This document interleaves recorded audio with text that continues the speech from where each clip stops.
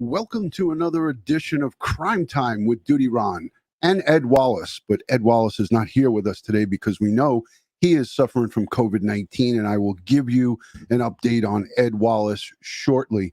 But I want to say a special thank you to my Patreon supporters, the channel members, and all of the folks who positively interact in all of these live streams. You guys are an instrumental part in making this a great community, and I thank you so much from the bottom of my heart. My family and I appreciate the well wishes. We are fully recovered from COVID-19. That's my son, my wife, and I, and I'm happy to report we are 100% back in full swing. My son's back to working out. He's on his Peloton. My wife went back to work yesterday. I went back to work. So thank you for all the prayers. It works. The power of prayer. Here we are, New Year's Eve. We survived Christmas. We're here New Year's Eve day. It's going to be 2022 and in a very short amount of time. Mama She 13, thank you so much for the super chat. She says, Happy New Year. Thank you, Mama She 13, for all of your support. RD, thank you for that super sticker before we went live. Appreciate that. Princess Michelle, Lauren McKenzie, Kathy Bates, all of the regulars are here, and all of the new people, I welcome you. So this live stream is going to be the last for 2021. Ed Wallace is on the recovery. I spoke with him by a text message this morning. He's still spitting up a little pinkish fluid. It's a big step from red blood coming up from his lungs. He's on new medication or higher medication, steroids wise, and Ed is on the mend. But he did say to me, his last words were, I said, is there anything I could do for you? And he said, get me a new set of lungs so I could breathe good. So he is still fighting. We want to put up prayers and hearts and positive vibes for our great friend Ed Wallace, co-host here. He's an instrumental part of Crime Time with DutyRon's success.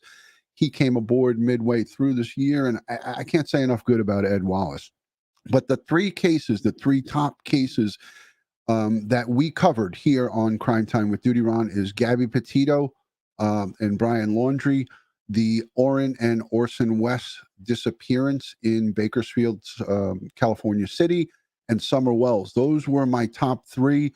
The reason I chose those three is because we have dedicated and conducted so many interviews, so many live streams, so much money generated to these three cases. I could not highlight these cases in the last day of 2021 because the amount of work that was not only done by myself, Ed Wallace, and all of the guests, but you, the subscribers and viewers, the work that was done by you guys through your super chats, through your Patreon support, through your PayPal support, through your direct support to great organizations like Midwest and Texas EquuSearch, the Class Kids Foundation, Mark Class and the Class Kids Foundation. These are all people who we had on the live streams. Dave Rader, Twyla Cisco. Dave is the director of EquuSearch Midwest. Twyla is the search coordinator. Mark Class and Dennis from the Class Kids Foundation came on, spoke about Orrin and Orson West. Just a Mom Mazo, thank you for the $20 super chat. She sends in a Happy New Year, and there it is on the screen. Twyla is here. Twyla, I'll share a link with you if you'd like to come aboard, maybe midway through this or at any time through the show. If you can come, I would like to just give thanks and praise to you and your team and the great work that EquuSearch Midwest has done and continues to do for not just these three cases, but all of these cases. And I can say positive 100,000% that EquuSearch had a hand in all three of these cases we're going to talk to and we're going to talk about today. But also I want to say thank you to the Facebook users and the viewers on Facebook, the Twitter live viewers, the LinkedIn live viewers. Thank you for showing up, joining, and coming on. But again, the amount of money that was generated, I have some figures here. On these top three cases, we have conducted over 95 videos for Orrin and Orson West, the boys in California City. I have a cheat sheet here, so I'm gonna raise it up so I'm not looking down at it. So we've conducted over 95 plus videos on Orrin and Orson West. We've also raised over $15,000 to Where Are the Boys? That's the digital billboards, that's the reward money, and that is money that was generated for just these boys, Orrin and Orson West, sincere and classic. December 21st was the 1-year anniversary. I came down with COVID a day before that.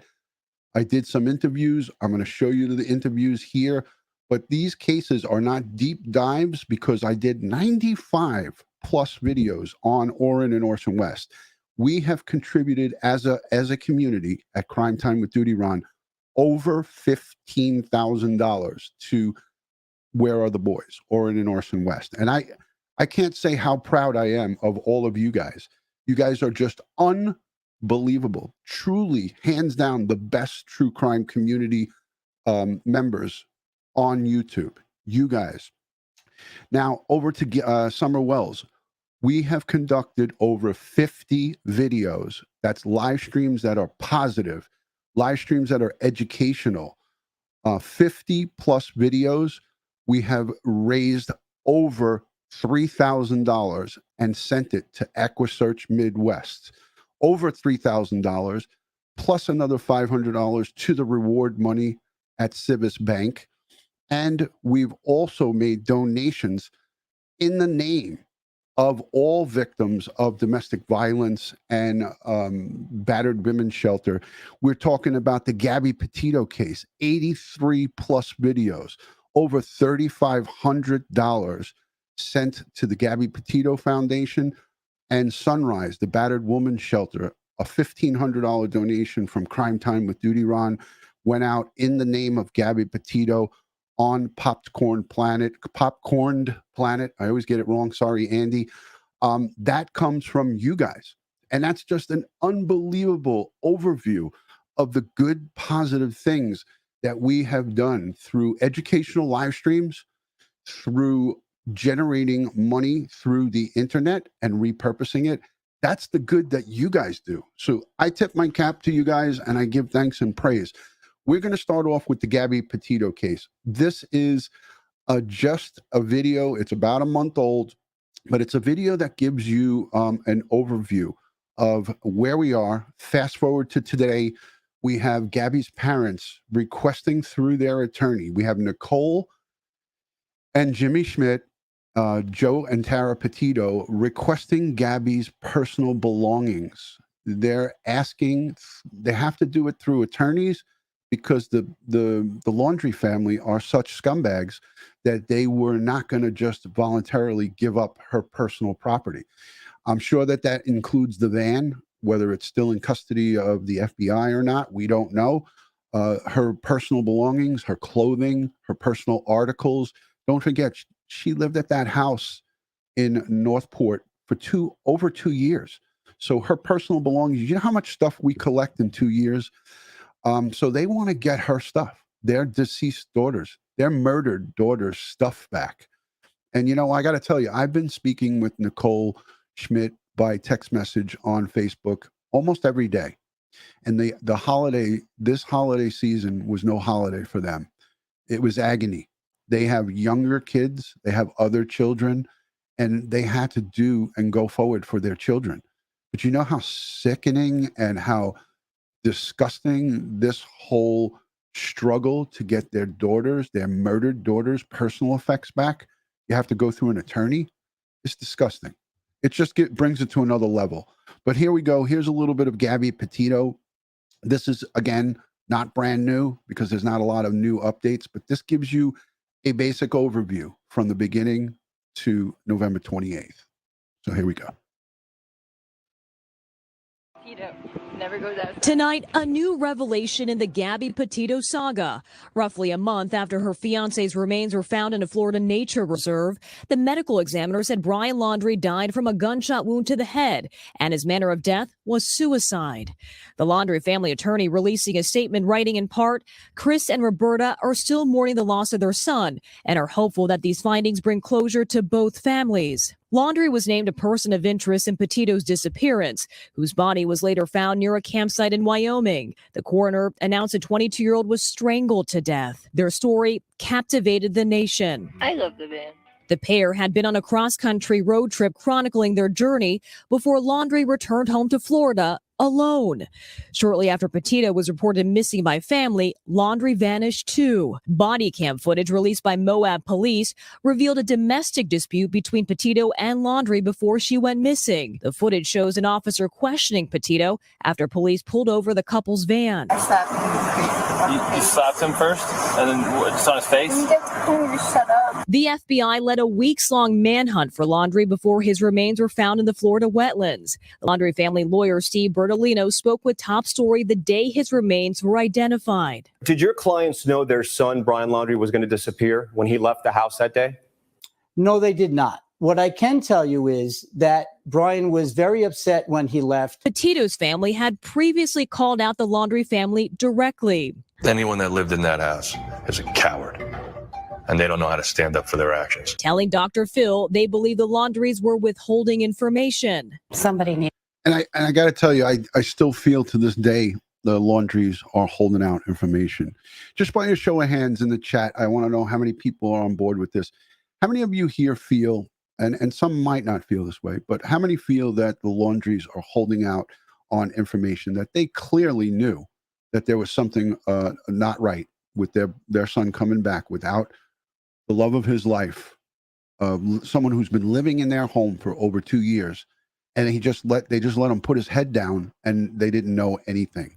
Just by a show of hands, who feels that the Laundries are dirty and that they know what's going on? They had very good knowledge of the situation, and they helped to shelter their son. You know, and many parents would do this. That's the crazy part. Is my grandmother, God rest her soul, she died at 101 years old. If I did something wrong, she would defend me to the end. And I'm not ashamed to say that, because my grandmother would have sheltered me the same way. I have no doubt that she would have said, you know, my Ron is innocent. And that's what the Laundries did. Needs to start talking. I do believe they know a lot more information than they're putting out there. There are still questions as to how Laundrie's remains were found. What do you say to all those people out there who say this is really a strange coincidence? Both parents go out, mother and father, and then suddenly these big clues turn up, including what we now know are the remains of Brian Laundrie. This area was waist deep in water. I think every searcher who was out there will attest to that. And yet still, John Q. Public can't get it in their head that these areas were inaccessible and the items that were located perhaps couldn't be seen. NBC News reached out to the Laundrie family attorney for comment, but he's declining all interviews at this time. All right, Kathy. Yeah, of course, he's declining interviews, and that was November 28th. He's still declining interviews, but he did release a statement that the Laundrie family would comply with giving back personal items to the Petito and Schmidt family. Well, that's mighty nice of them. That here we are at the end of 2021, December, after Christmas, they made this statement, I believe a day or two after Christmas. It was like 2 days ago. The Laundrie attorney, Dirty Bertolino, said that, we'll comply. Why did it take this long? It's just ridiculous. He joins us now in studio. And Kathy, we should remind viewers that some of Brian's belongings, like his notebook, were found near his remains, and they could hold more clues. Yeah, that certainly is a hope. So the FBI, they're still the lead investigating agency on this case, and they're trying to piece together this notebook. But keep in mind, it was underwater for quite some time. So they... All right. So this, again, is just about a year old. The notebook, things of that nature are all things of interest that that we all want to know about. We want to know when will this case be closed? When will we hear something from the FBI?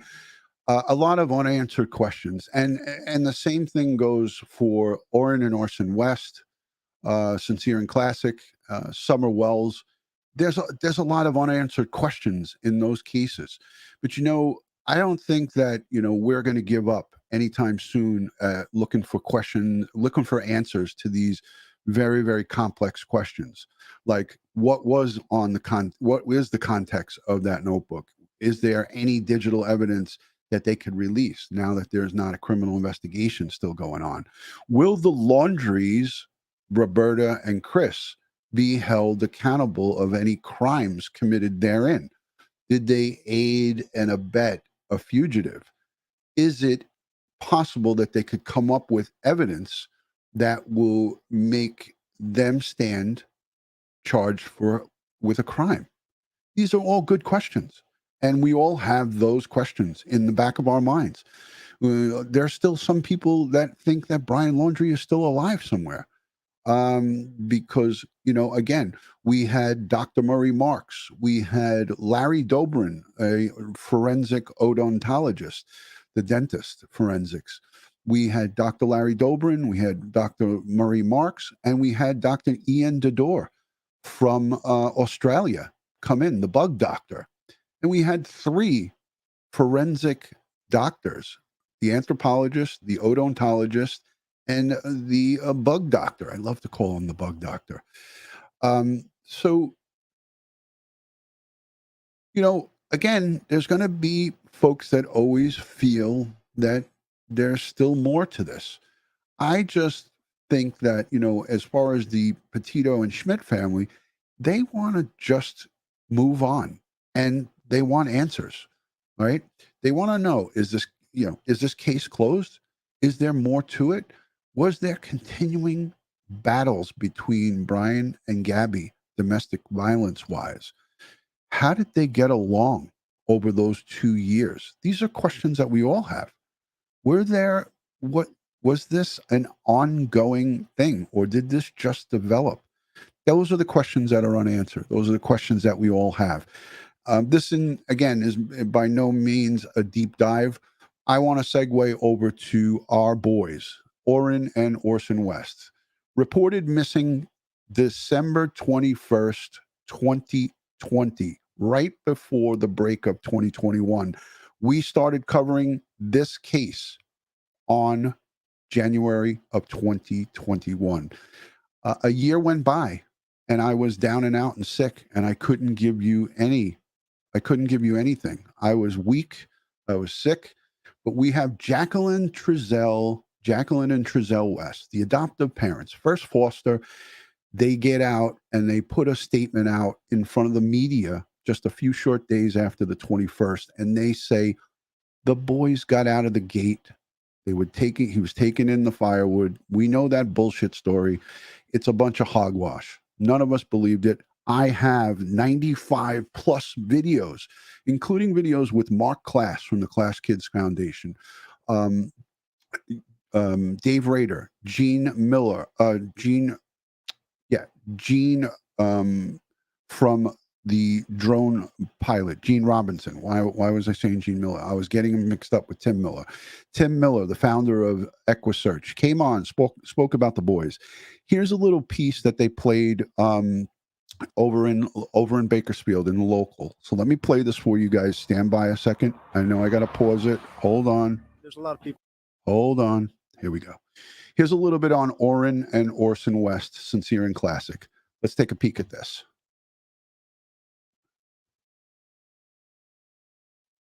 People asking about it, obviously. I want to find these boys. Things are looking bleak.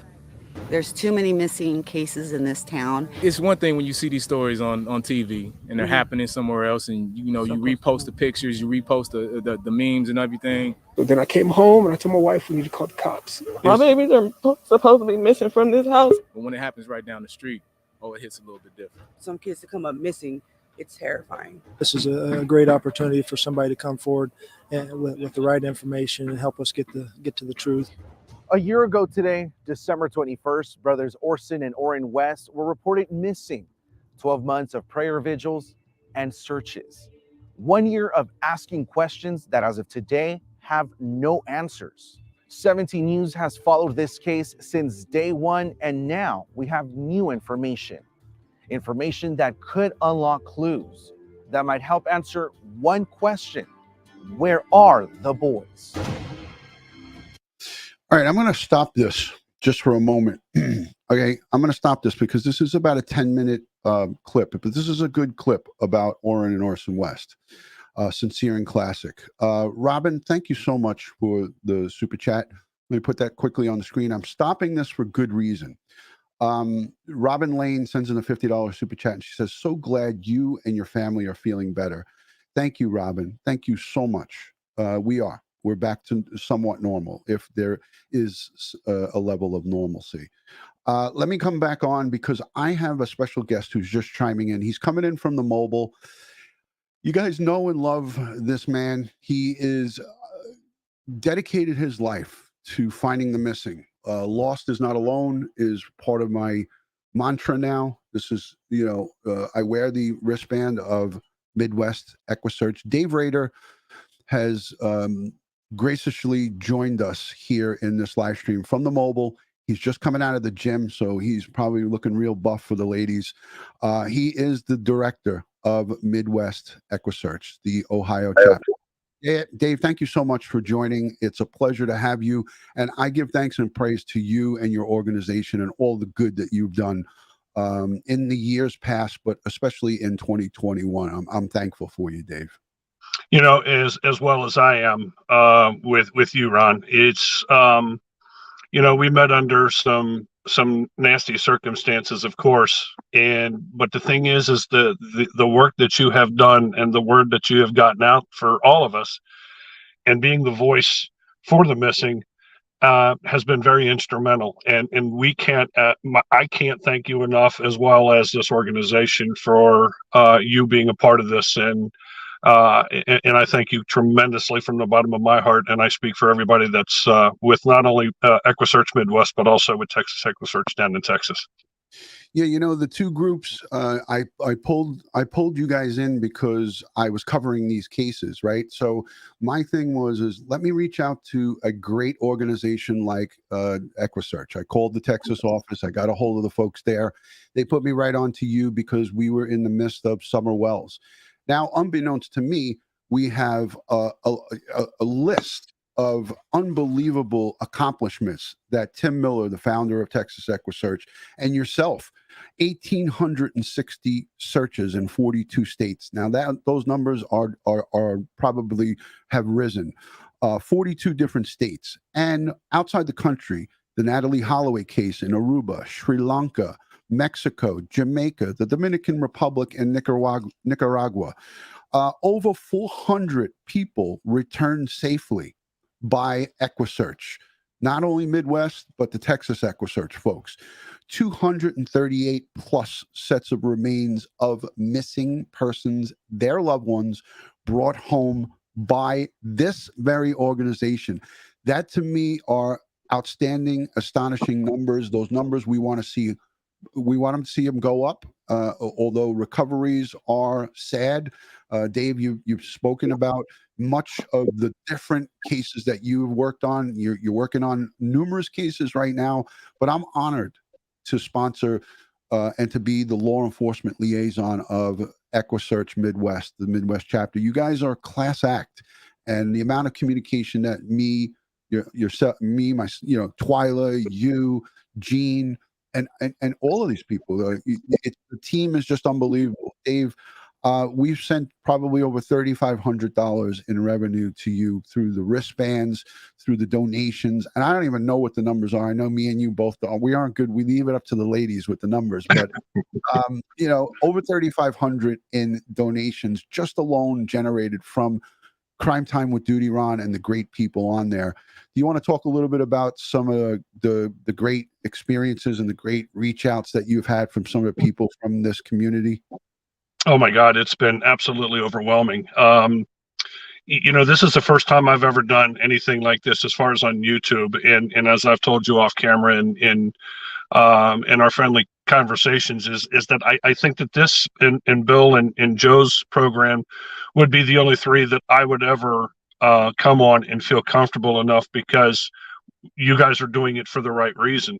And your followers, good Lord. I mean, when people sit there and say, well, this is a bad world and this, that, and the other, you know what?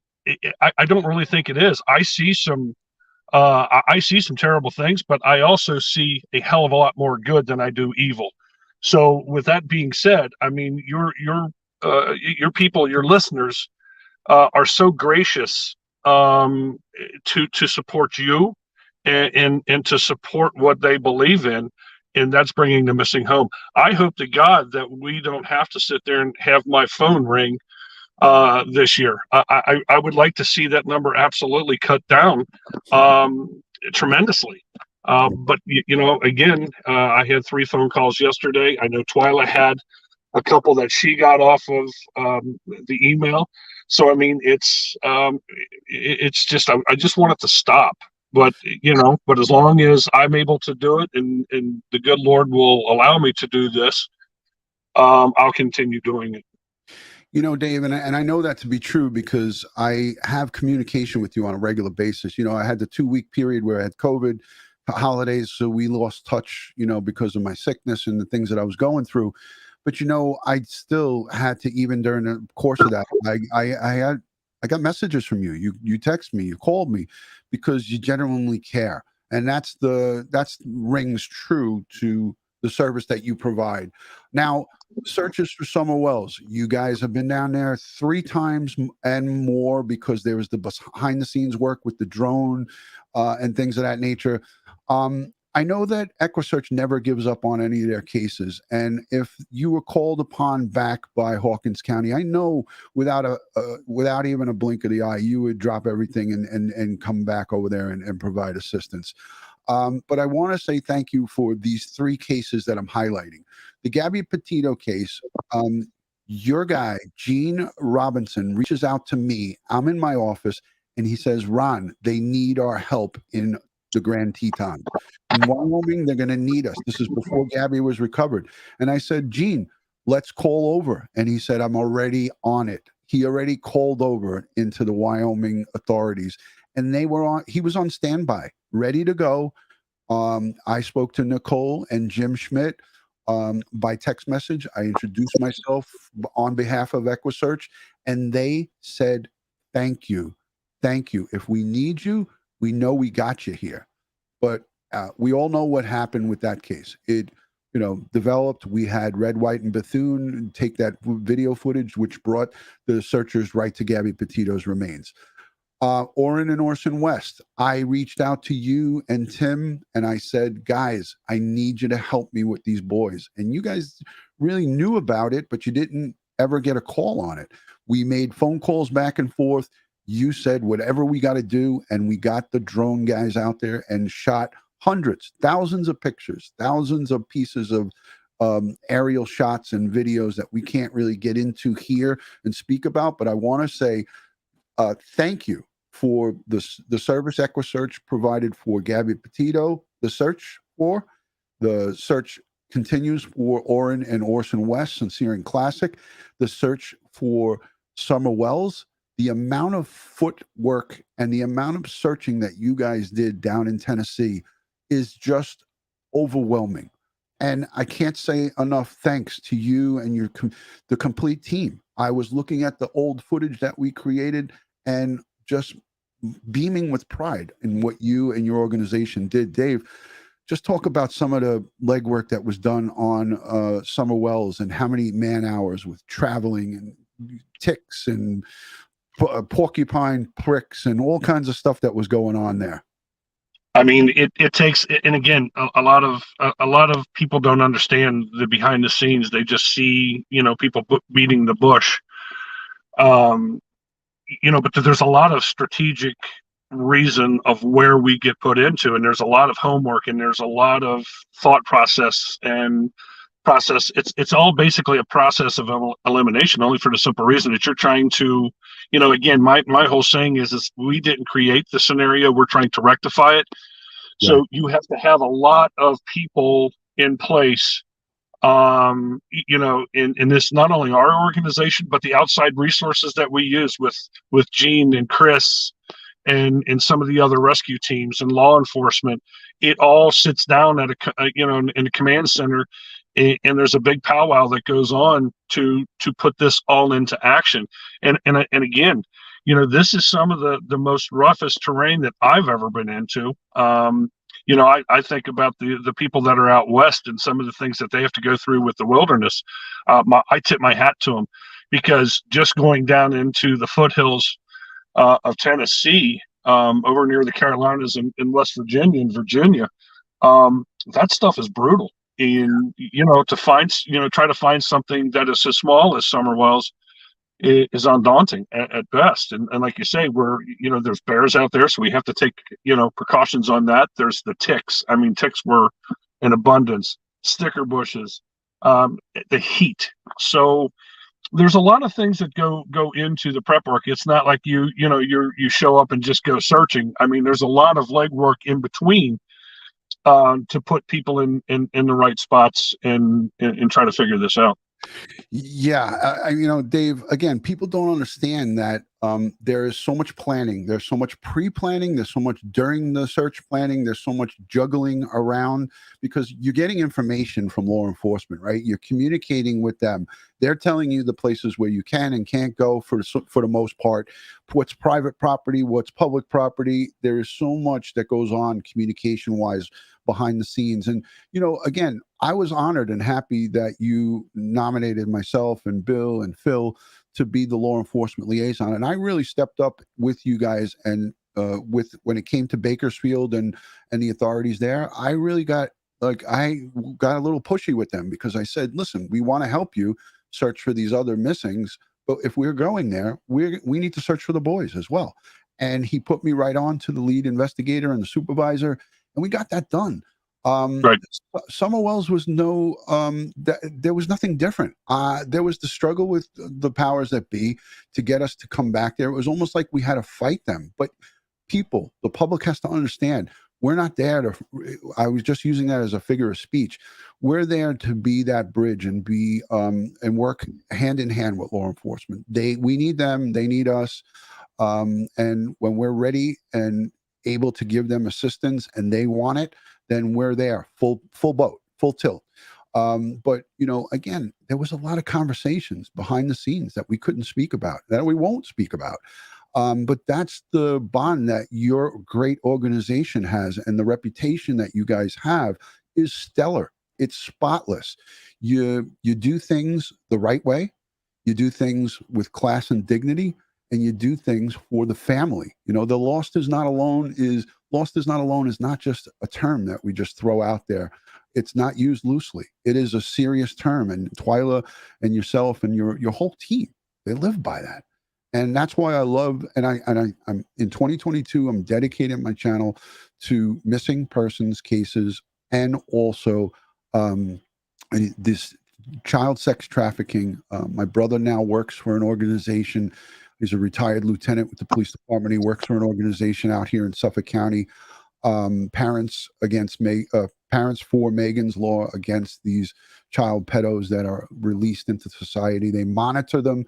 My brother's part of that team. I'm going to get the founder of this group. It's a 501c3.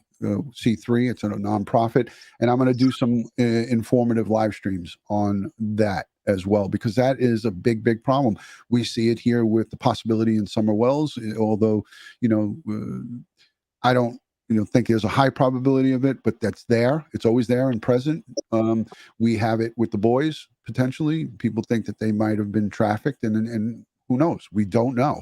But this seems to be a common problem that we have with trafficking. It's a horrible situation.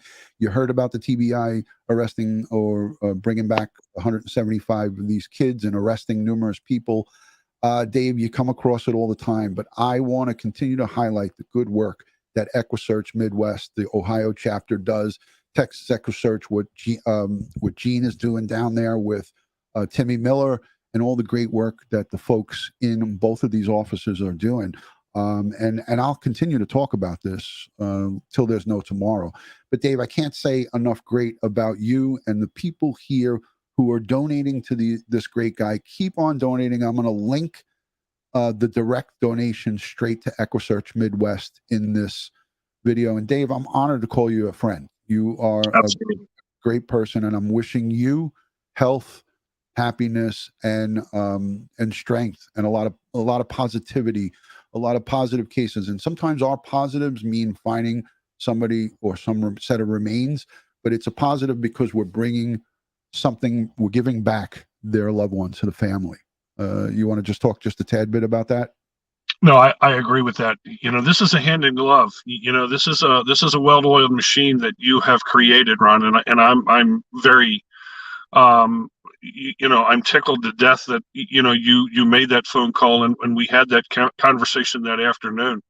The other thing that I want to talk about too is that people think, well, when we leave a search, that's the end. And let me tell you, that's the furthest thing from the truth, because we do keep in contact with family members. We never want them to feel like we just left them high and dry and we're not always there. We are always there. And I'll tell you, the person that is the epitome of just caring is Twyla Cisco. Yeah. That girl is an animal. She puts everything she has into it. She's a tremendous asset to this organization.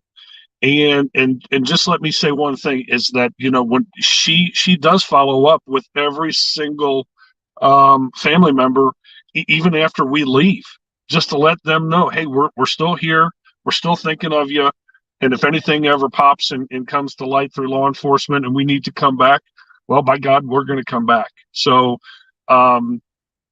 she's feeling under the weather. I hope to God that she starts to feel a little bit better. I hate to hear her this way, but I wish everybody a happy New Year. I hope it's healthy. I hope it's prosperous, and continue to love one another. That's my message, is just to love one another. Yeah. Yeah, it's a great message, Dave. Twyla may be coming down with a little bit of flu-like symptoms, and we don't know if it's COVID yet or anything, but I was on the phone with her yesterday and the day before that. She sounded horrible, but I did share the link with her just now. I don't know if she would be able to come up, and if she can, I understand it, but I sent Twyla the link on text message. Don't feel obligated, Twyla, because I know how shitty of a feeling it is with these COVID-like symptoms. It's not, I couldn't even get Ed Wallace to come on today because I was kind of hinting, hey, if you feel good enough, but he's still down and out bad. So yeah, Dave, I mean, the amount of good that, Twyla brings to your organization, I know how much of an asset she is. She just is second to none when it comes to vim and vigor. She looks like she's 95 pounds soaking wet, and she would kick the crap out of both you and I if need be. So that's like one of those little chihuahuas, It's like a little chihuahua. Yeah. Once it lashes out. Yeah. It's just yeah. She's like a mini pit bull. But yeah, like a little chihuahua that won't stop biting at your ankle. But that's what you need in a search coordinator. She absolutely. She just lives and breathes. She's got a good balance to her. She knows how to talk with family. She knows how to talk with law enforcement. Yeah. Like I said, some of the things that law enforcement has asked her to do is just, I scratch my head and I think, well, lock and load. Yeah, she's amazing. She's amazing, and it's an honor to work alongside of her. Absolutely. I value Twyla, all of her opinions and anything that has to do with searches.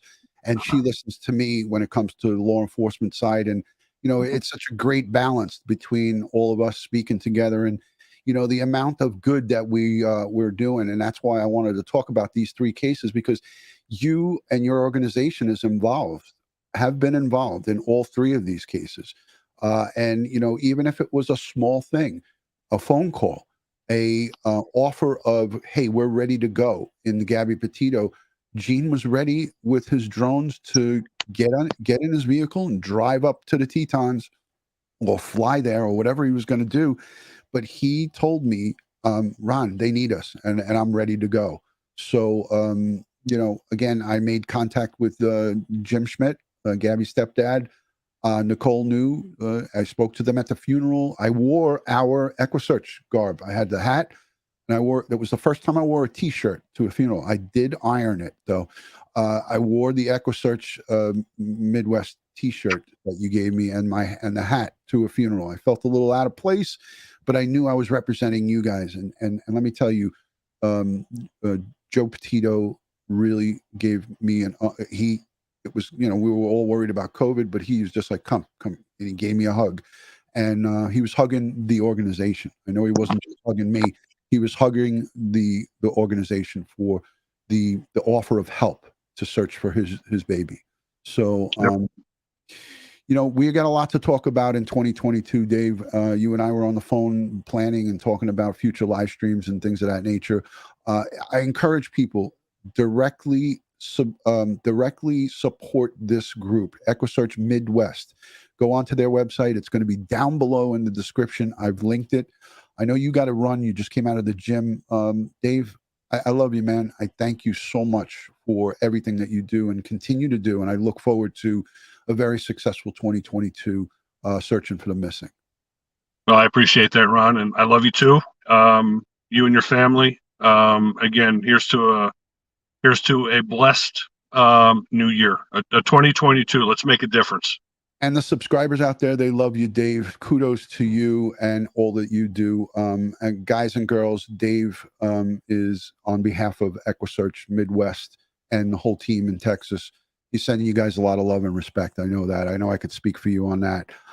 So, yes, thank you to everyone in the chat for supporting Dave Rader. I'm going to let him run. Dave, any final words for the troops?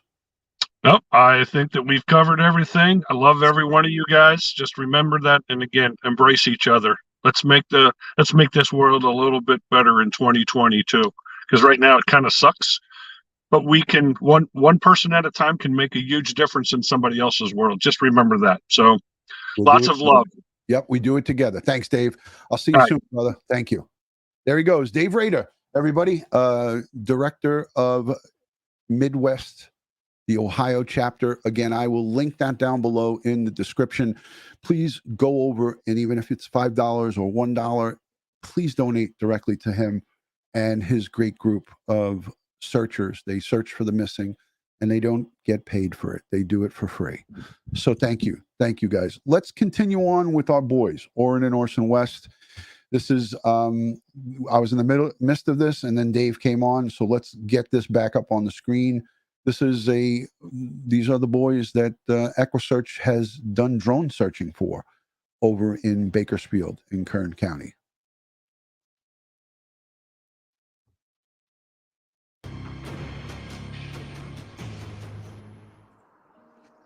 In December 2020, the COVID pandemic is on hold as the small desert community rallies around the Christmas holiday. Something is not right on Aspen Avenue. On that chilly Monday afternoon, Christmas joy turned dire in the neighborhood where Trezell and Jacqueline West lived with their children.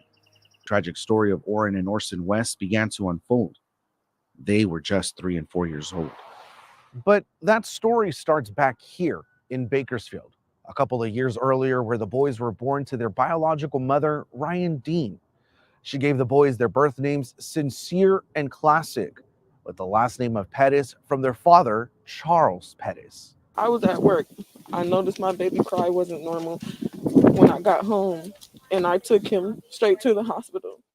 The baby she's talking about is Orrin West, the older boy.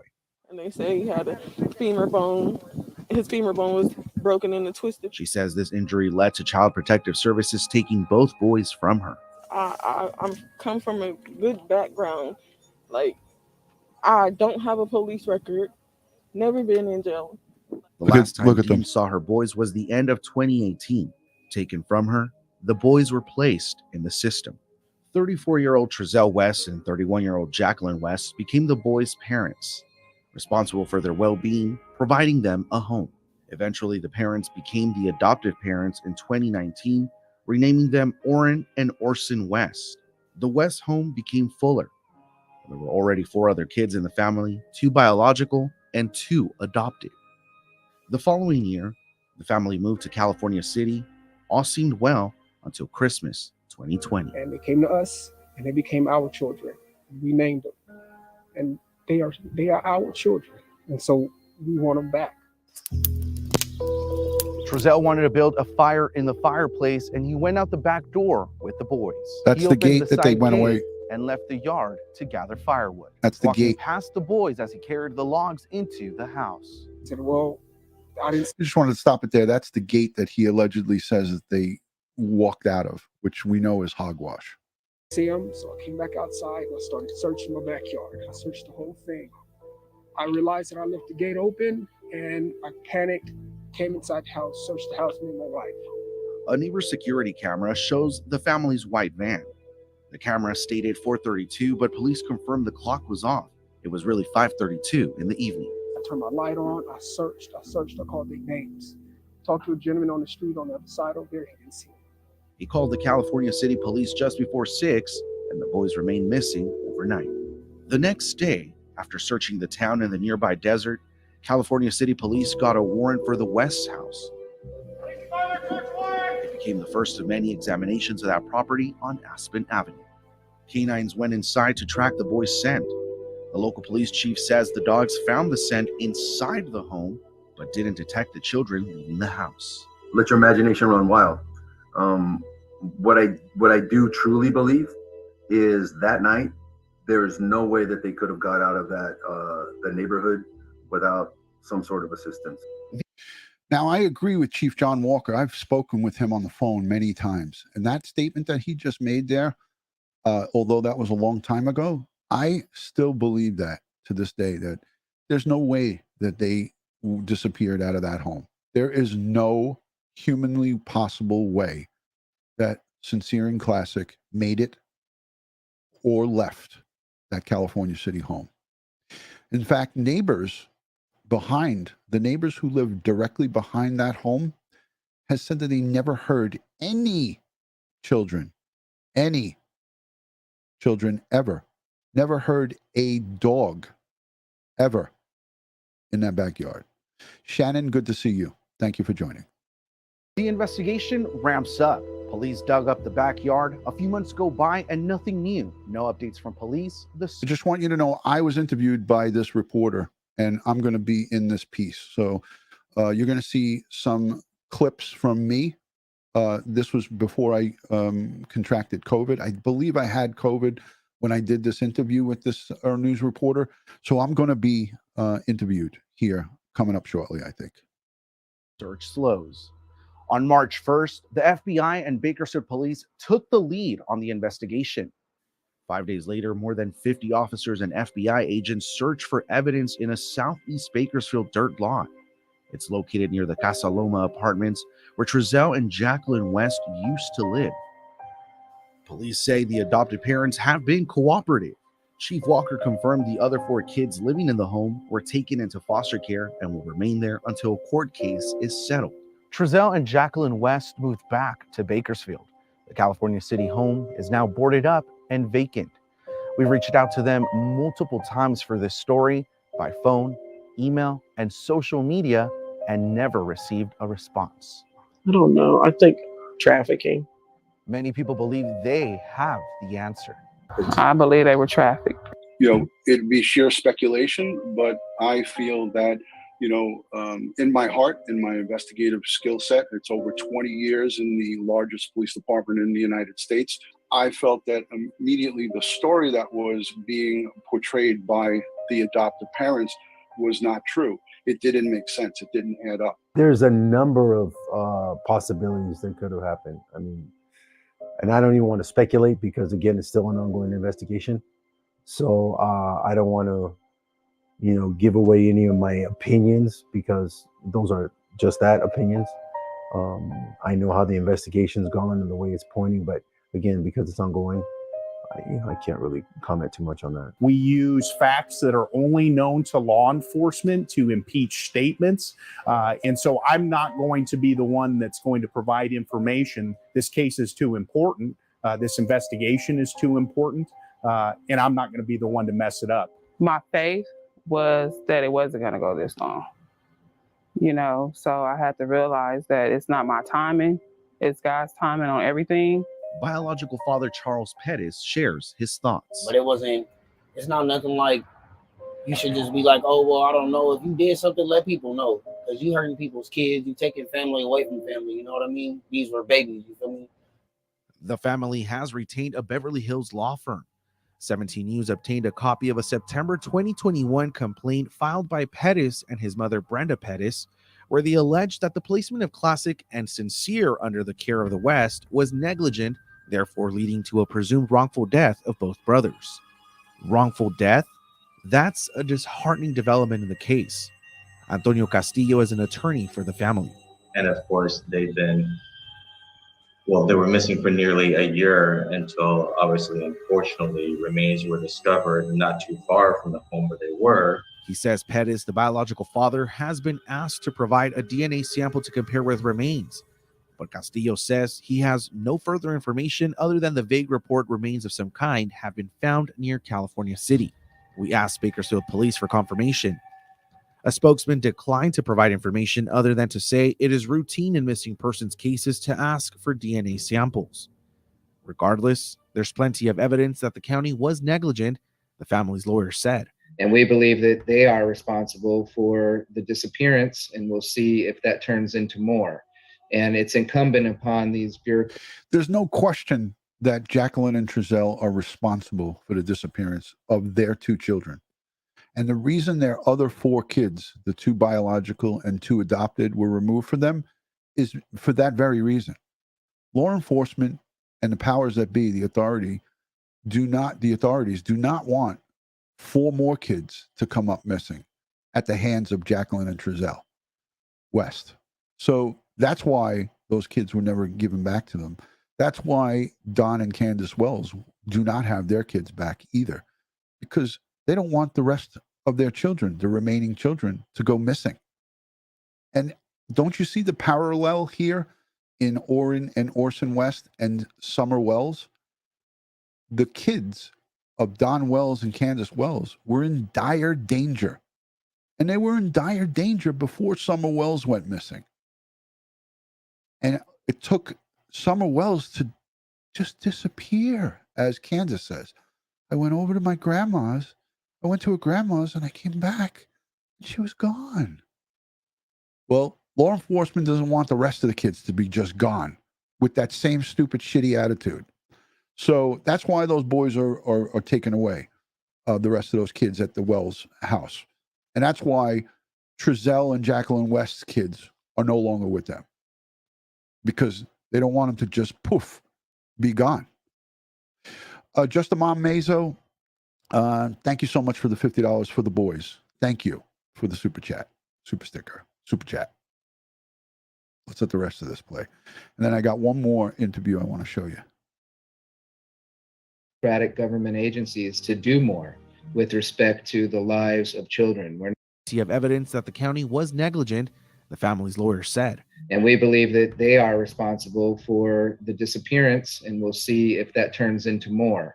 And it's incumbent upon these bureaucratic government agencies to do more with respect to the lives of children. We're not just taking a puppy from one shelter to another. These are human beings. That's the truth. 9 months after assuming the case, Bakersfield Police Department continues the investigation, but still no answers, no suspects, and no boys. It may cause people to, if there are people involved in criminal activity, to understand that they're under scrutiny. And there's certain things that we just can't present to the public to satisfy a curiosity. They have 90% of their leads that they're not making available to the public, and they're doing it for a very good reason, because they need to keep the investigation, the integrity of this investigation. They cannot jeopardize it because we're talking about two little boys. The adoptive parents remained silent since their last statement, released to the public in March 2021.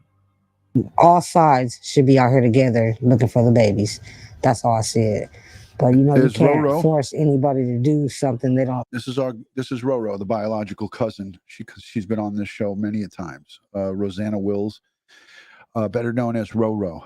She's advocating for her cousins night and day, day and night. She lives and breathes the boys. They're not wanting to do. Based on what we were given, we have to operate on the assumption that they were here. Allegedly, they was taken on the 21st, but I don't believe nothing happened in California City. I 100% wholeheartedly concur that they were not ever in California City. I can tell you this, Christian, is that we now know the areas where the boys are not. There are answers out there. Someone must know something. If you have any of those answers or feel you could help, please call Current Secret Witness. You can remain anonymous. Call. I'm going to leave this up for a minute. The Current Secret Witness line, the California City Police. I'm going to link all of this down below in the description. For this case, for the Summer Wells case, I will have in the description at the end of this video all of the resources, all of the places where you can call in tips.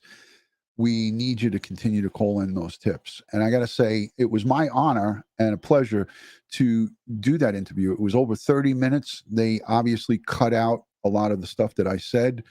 I did say quite a bit. I did scrutinize the police, and I did say a couple of things that I knew the media wasn't going to put out there. But I wish that he would have let me at least say a little bit more. But this just goes to show you how the news presents things on cases. I did scrutinize the Bakersfield Police Department a little bit. I did it lightly because I don't want to hurt the case. But I did say that more needs to be done. And I'll give you an overview of what I said.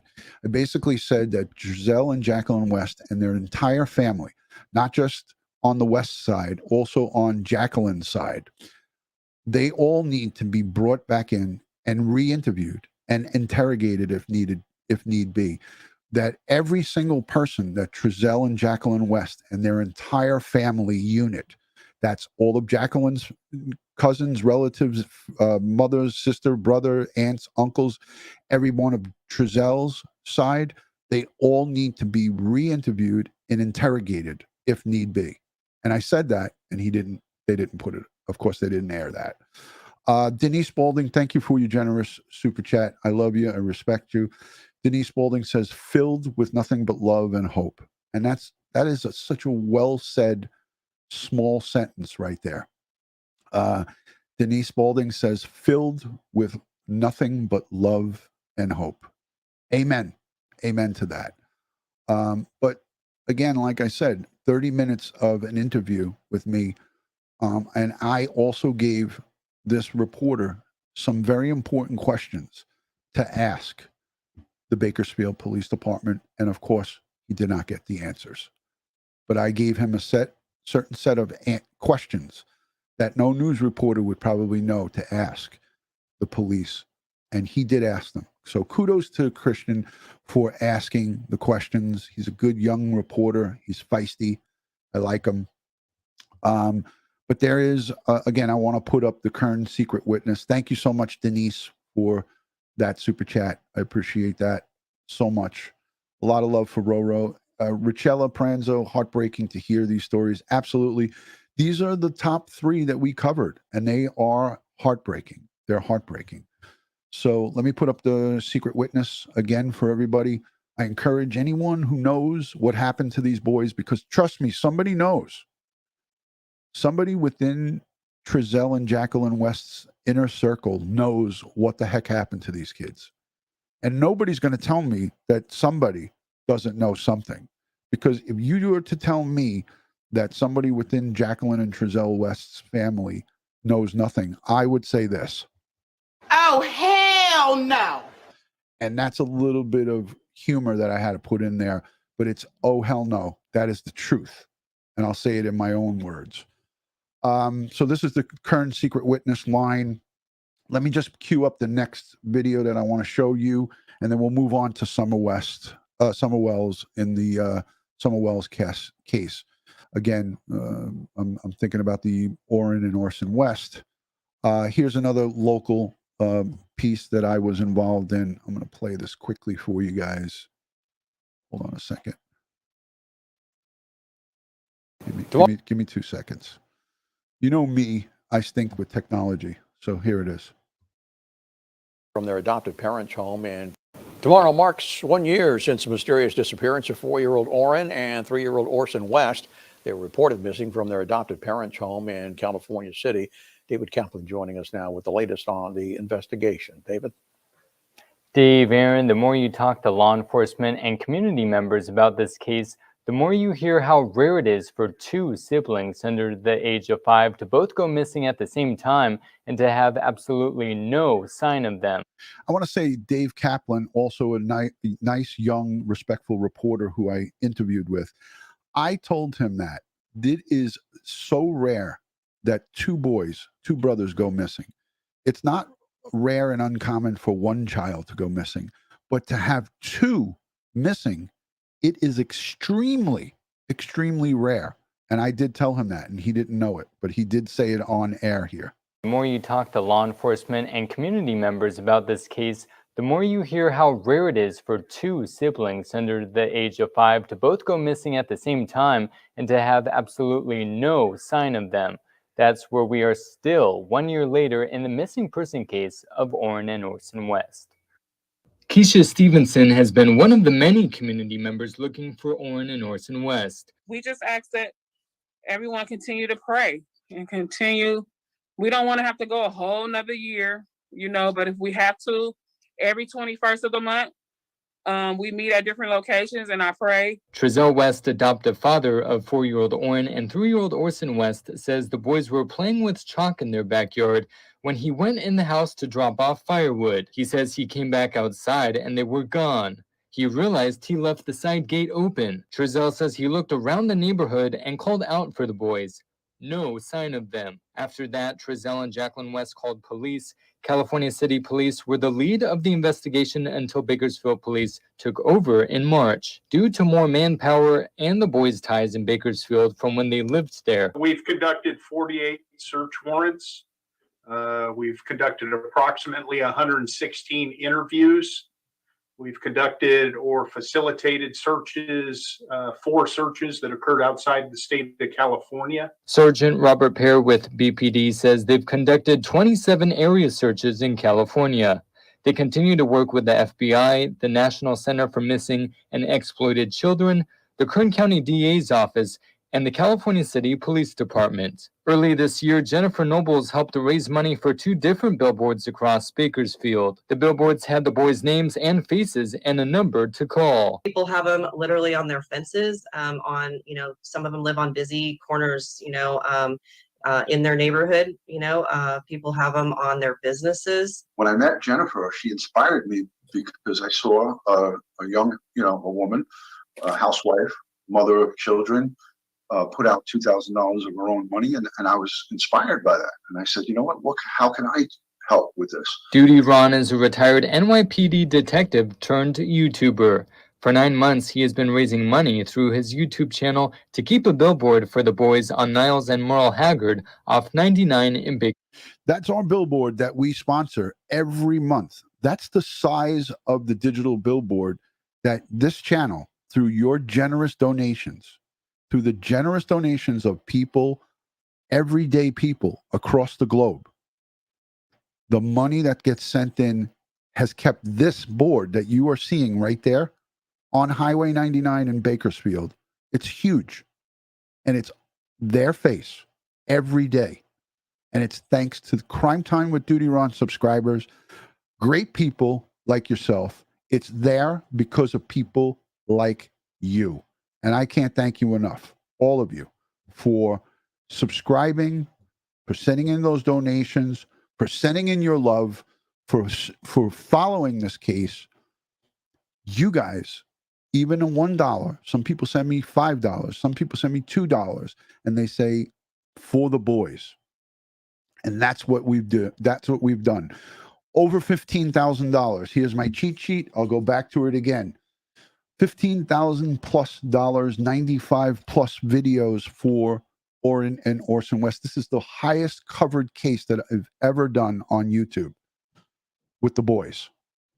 So The generous donations like Alicia B coming in for the billboards. There's $100.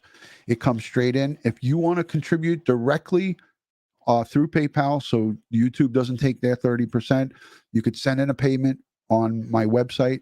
It says donation for the billboards and PayPal, and you choose friends and family, and all of that $100 would go straight to the board. But thank you, Alicia, for that super chat for the boys. Much appreciated. And you know where it's going to go.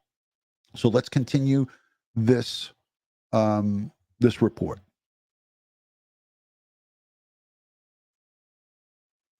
Niles and Merle Haggard off 99 in Bakersfield YouTube channel to keep a billboard for the boys on the detective turned. How can I help with this? DutyRon is a retired NYPD detective turned YouTuber.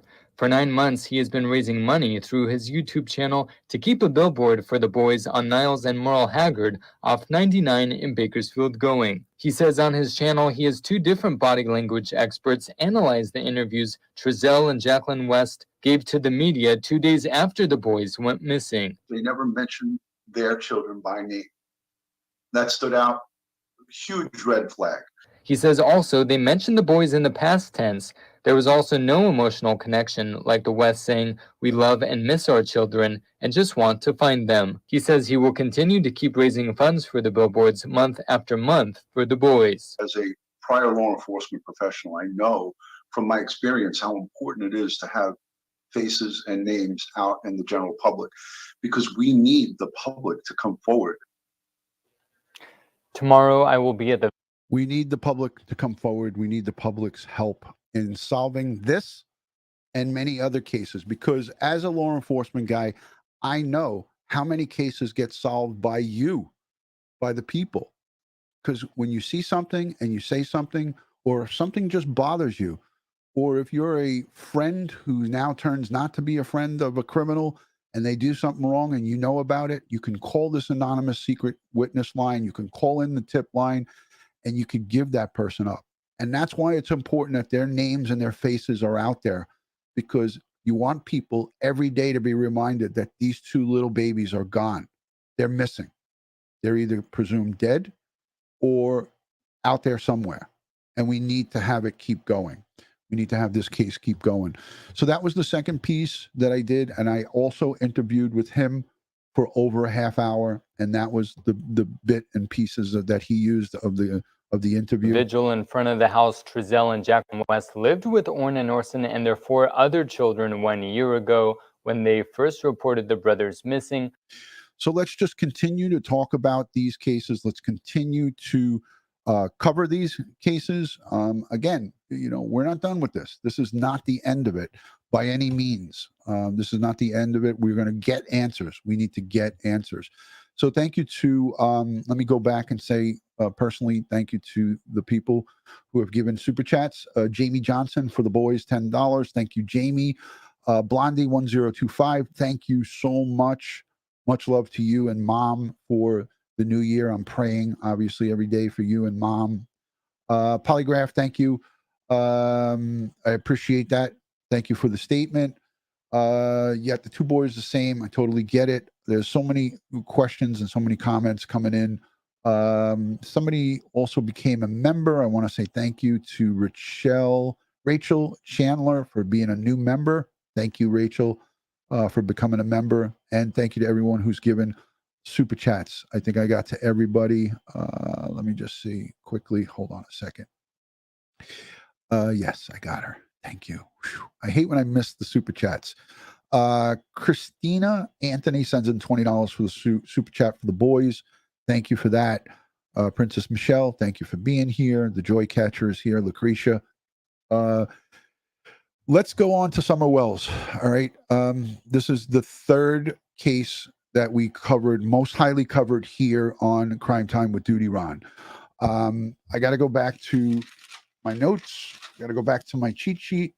Summer Wells. We have conducted over 50 videos, 50 live streams, educational in nature, on Summer Wells. She was reported, as we know, June 15th by her parents out of their Beach Creek home in Tennessee. Summer Wells. Let's cue this up and play. Again, this isn't the latest on Summer Wells because there's so much. I'm gonna have to bleep this because it's an F word. There's so much going on with Summer Wells, with YouTube and Don Wells doing interviews and people who don't really care about what's important. And what's most important is that Summer Wells is missing. Nobody really cares about Don Wells making a fool of himself on YouTube. And for those of you who watch him make a fool of himself, just know that you're not helping to find Summer Wells. And all of that, I think, is white noise and bullshit. And that's my 2 cents on Summer Wells. I will only cover this case respectfully and from an educational standpoint, because anything that you do for entertainment purposes and to make a mockery and laugh at this guy and laugh at the parents and call them this and call them that, that doesn't help get us to what's most important. And what's most important? This right here, this little face. That's what's important. For more than 6 months, the case. Summer Wells, right there. So by conducting yourself in a fashion less than a normal person would, by acting like a child and making a mockery out of a little 5-year-old girl who has just vanished, according to her mother, off the face of the earth, to do and make comedy shows and mockeries of these two parents, if you want to call them parents, but of these two perpetrators who know exactly what happened to Summer Wells, in my eyes, is just so shameful and so disgusting. So let's watch this piece. Summer Wells, missing since June 15th. Case of missing. For more than 6 months, the case of missing 5-year-old Summer Wells has dominated headlines in our region and caught the attention of people across the country. Tonight, Summer is still missing. The case began as an endangered child alert issued by the Tennessee Bureau of Investigation back on June 15th. The next day, TBI elevated that to an Amber Alert. And now, more than 6 months later, the Amber Alert is still active. In recent months, people have met to search for Summer and to pray for her return. Bianca Moraes and King. That was the church people. Robin, one of the blonde woman that Summer got the most enjoyment and love from, and people are continually attacking her and her family. That's what makes this whole case so screwy and so crazy. The people who are paying attention and going after the people who have really nothing to do with this is what makes it a mockery. It makes it disgusting. But let's listen to what this reporter has to say. Sport tonight, where a group announced it would gather tonight to pray for Summer. Bianca, what's happening there? Josh, a prayer circle like this one is held every Tuesday, which is the day that Summer Wells was reported missing. Now, people from the community and all over the world join in here at Borden Park as well as online to pray for Summer's safe return. Well, whoever has my daughter, I pray and hope that they have not harmed her and they bring her back to us safe and sound. That plea from Summer's mom echoed by her father months later. Me and Candace know for a fact that Summer was abducted. We know that. From day one, law enforcement have maintained that theory is unlikely. At this time, there is no evidence that she was abducted. However, all avenues continue to be explored, including foul play and the very real possibility that she wandered off and became lost in the mountainous and rough terrain surrounding her home. Questions remain after neighbors describe their experiences from June 15th. It was a jumbled mess. She was like, Summer's missing. I can't find her. Let me just say this. I want to stop because I respect all of you guys. I really do. I want to stop this just for a minute. And I'm going to put, where is that? Alicia B. I love you. I appreciate you. I'm going to put myself back on here. Let me just say this. Okay. Again, this is my opinion. And I think most of us can agree to this. Most reasonable people can agree to this. The ridiculing, the negative live streaming, the negative behavior, the putting on potential witnesses and potential suspects in a missing person case or a potential homicide case is counterproductive. It doesn't help. It doesn't help law enforcement. Law enforcement begs people to stay out of it and stay away from the searching. Let the professionals like law enforcement and EquuSearch do the searching.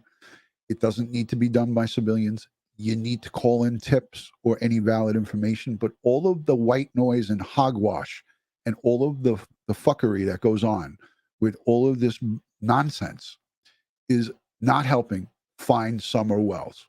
And for those of you who think you are trying to find Summer Wells by creating drama and bullshit, it is a travesty of justice. And I'll just say that.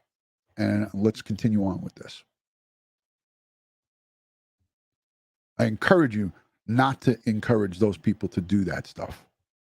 I'm like, look, I heard a scream earlier. I'm sorry. I didn't know. I'm looking for her now. But every day I wake up and I wonder what I could have done. The case and everyone surrounding Summer scrutinized on social media, her parents often admitting to receiving threats online. The only reason we put all her pictures out there and the only reason we done all these things was to try to help find Summer, but it turned into a living nightmare. People banding together to put up posters, social media posts, and billboards to help find Summer. We need one person to say something.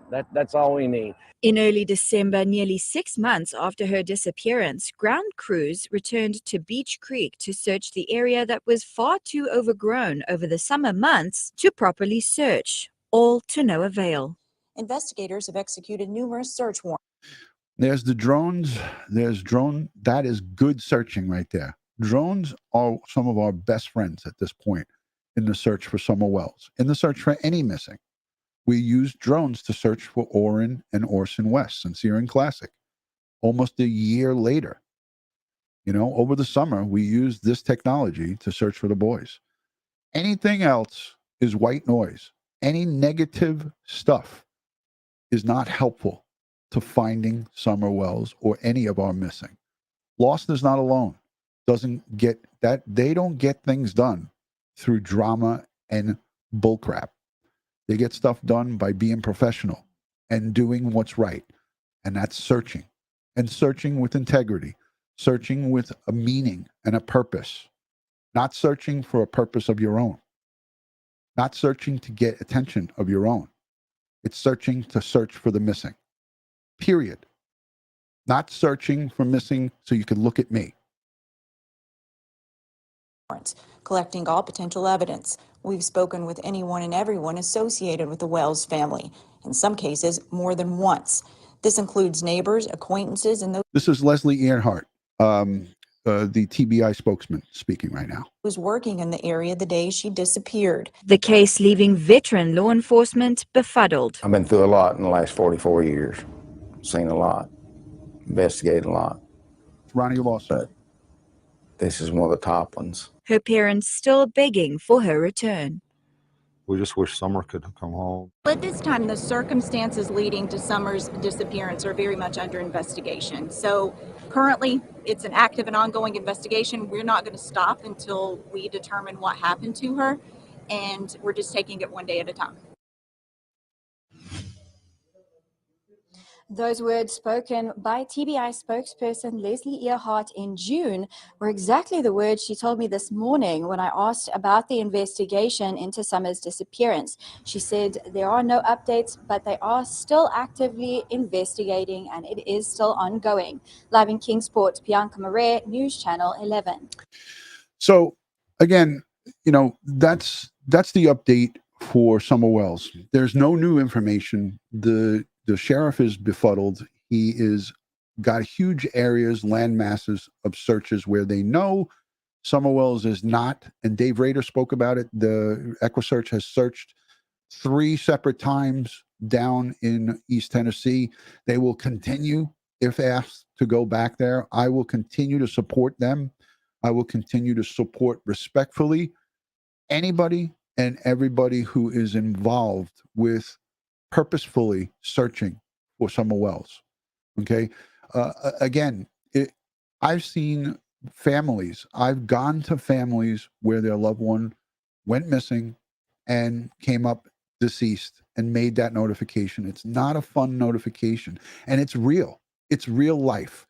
And some of the people who are making a mockery and creating drama and bullcrap around this and other cases of missing persons or murdered persons have no clue what it's like to go to a family member and say your loved one is deceased or was murdered. I do. Bill Cannon does. Dave Rader does. Twyla Cisco does. It's not a joke. It's not a cartoon. It's not something to be playing with. You're talking about another human being's life. And in this case, a baby, a 5-year-old baby.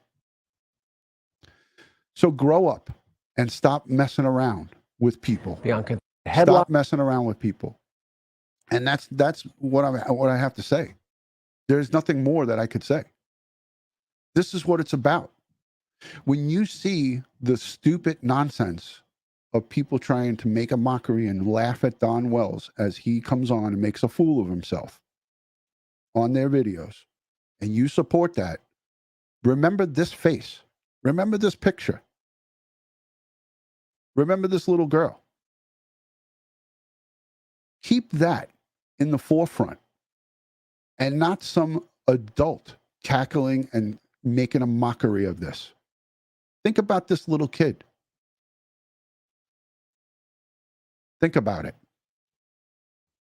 If you see something, say something. If you know something, say something. Call the TBI. Call the hotlines. This has been the top 3 cases covered respectfully by Crime Time with DutyRon. Denise, thank you again for the super chat. You know where that will go. I want to wish everyone a healthy, first and foremost. COVID is being spread like wildfire across the United States and across the world. I want to wish everyone a healthy and happy and prosperous new year. No matter what your condition is or what your situation is, you know you could go over to DutyRon.com and send a message and reach out. I want to thank my moderators, my Patreon supporters, the channel members. Consider becoming a channel member. That little bit of channel membership, the lowest tier is $34 total for the year. Become a member of this great community, because here you'll see educational live streams with forensic anthropologists, with crime scene investigators like Ed Wallace, with somebody like myself who respects man and womankind, who's looking to do the right thing without any strings attached. Consider supporting EquuSearch Midwest, Mark Class from the Class Kids Foundation, Texas EquuSearch, all of the great organizations that search for the missing. Go and get around those people. You'll feel a lot better about supporting those good people than toxic morons. So stay away from the toxic moronic stuff, because they're not going to help do anything but drag you down into their level of misery. And that's what it's about. So think about what you do. Think about who you get yourself around. You're judged by the company you keep, and keep good company, because good company is contagious. I can't say that enough. My grandmother used to say that to me all the time. You're judged by the company you keep. You're judged by the company you keep. God rest her soul. She taught me good.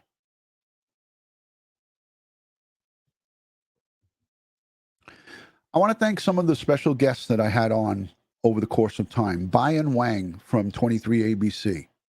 Lisa Lockwood from Law and Crime TV. Ed Wallace, crime scene investigator, for being my co-host. Sergeant Bill Cannon, retired. Phil Grimaldi, retired detective, NYPD. Joe Murray, retired NYPD and criminal defense attorney.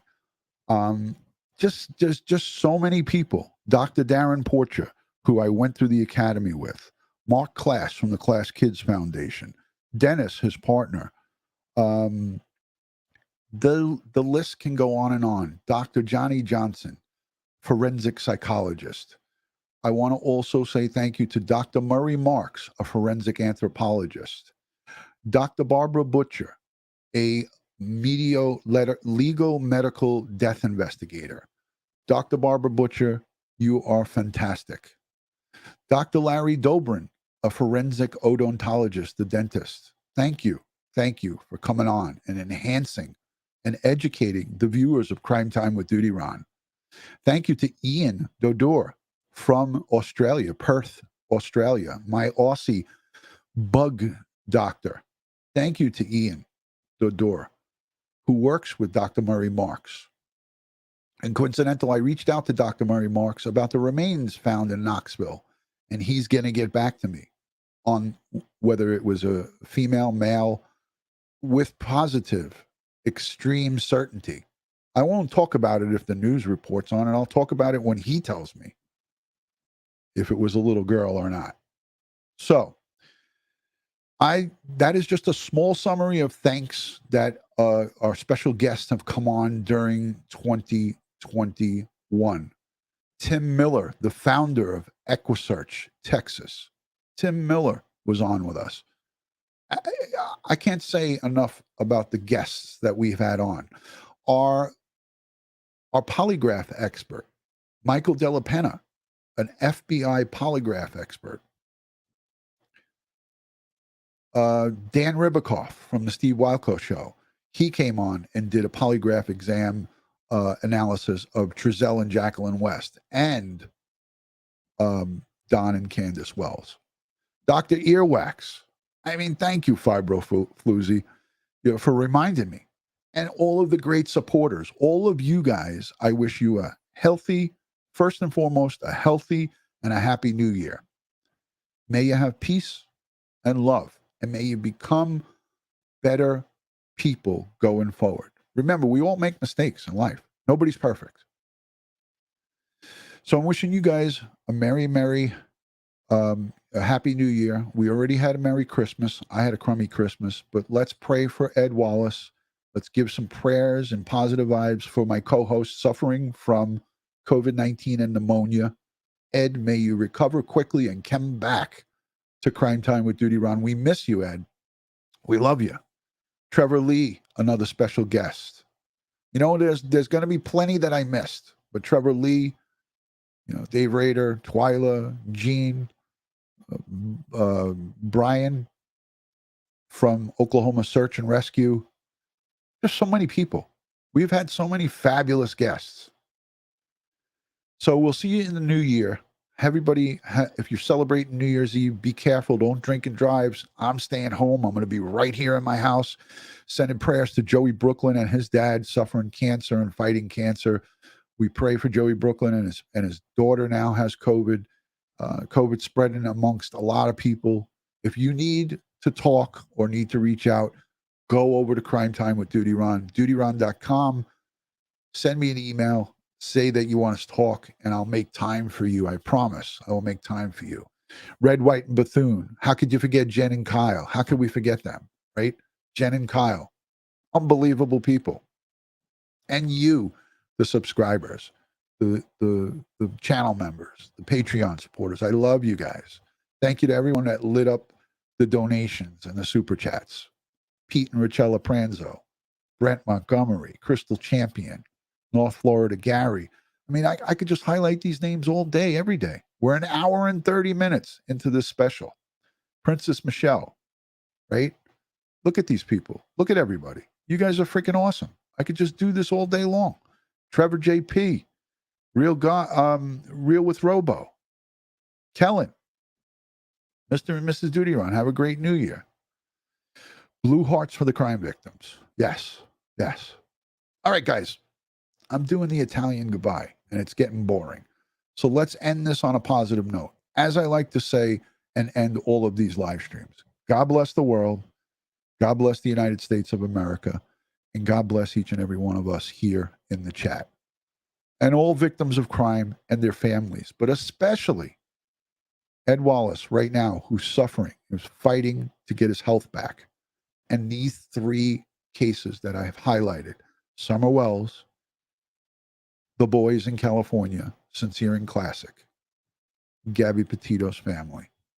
These three special cases that we highlighted were the top three in 2021, but not necessarily There's so many more that we covered. I could just go on all day, all night. A lot of love and respect from my house to yours. I will see you on the next one in the new year. John, thank you for becoming a member. I'll see you in the new year. A lot of love and respect from DutyRon. Peace from New York. Happy New Year.